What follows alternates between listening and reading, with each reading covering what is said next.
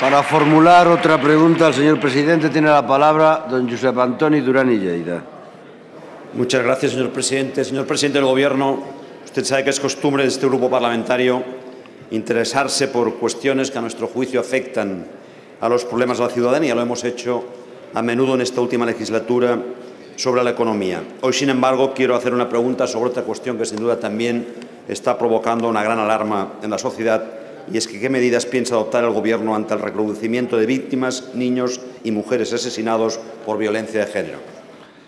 Muchas gracias, señor Durán. Señor presidente del Gobierno. Muchísimas gracias, señor presidente. Señor Durán, le agradezco esta pregunta porque sin duda alguna tiene una gran importancia para nuestra convivencia. Sabe que el Gobierno tiene un compromiso fuerte en la lucha contra la violencia de género, expresado en la Ley contra la Violencia de Género, que es el mayor esfuerzo legislativo que se ha cometido en nuestro país, la asunción de las 35 recomendaciones que se desprenden del informe presentado por la Subcomisión de Igualdad de esta Cámara el pasado 7 de diciembre. En torno al 80% de las mismas ya se han cumplido y trabajamos para cumplir la ejecución del resto en los próximos meses.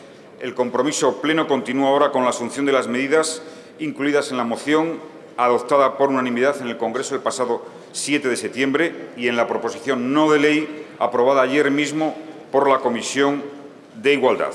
El Gobierno asume, pues, plenamente la necesidad de optimizar los medios telemáticos y, en especial, la aplicación de los brazaletes de protección, ampliar los instrumentos de protección a los hijos de las mujeres amenazadas por la violencia de género. Esta tarea es fundamental, sobre todo volcarnos ahora en la protección a los hijos menores de las víctimas de este tipo repugnante de violencia.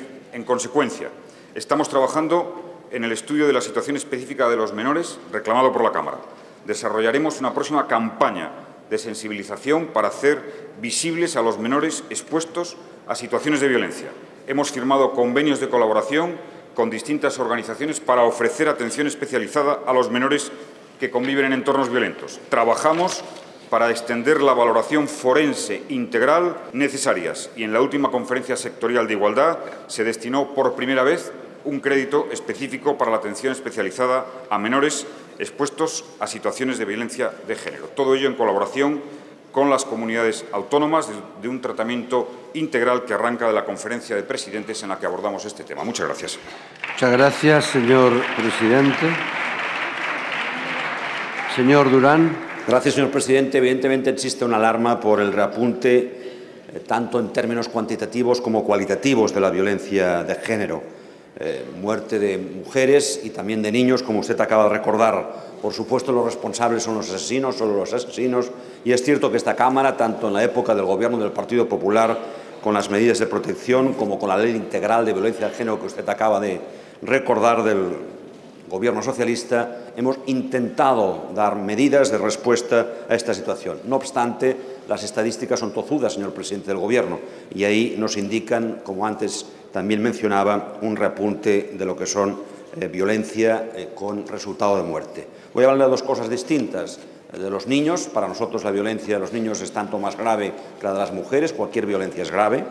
No simplemente hay que considerar a las víctimas mortales, sino también hay que considerar los niños que se quedan huérfanos, o 800.000 menores españoles, según datos reconocidos por el propio Ministerio de Igualdad, que han sido testigos de malos tratos y que van a tener como secuela psicológica durante toda la vida y que corre el riesgo, además, de repetir este rol en el futuro.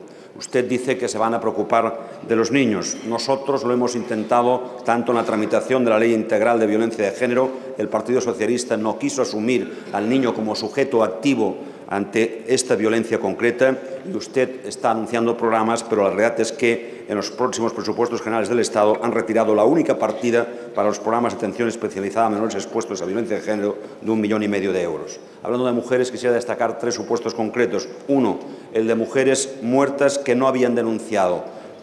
43 de las 57 el 19 de octubre. ¿Qué hay que hacer para que la gente se anime a denunciar? Segundo, sobre la representación de mujeres extranjeras, tanto en cuanto a autores como en cuanto a víctimas. Y tercero, 6 de las víctimas habían denunciado, habían pedido protección, tenían la producción y, sin embargo, han sido muertas. Señor presidente, hagan de una vez por todas el informe. Muchas gracias, señor Durán. Señor presidente del Gobierno.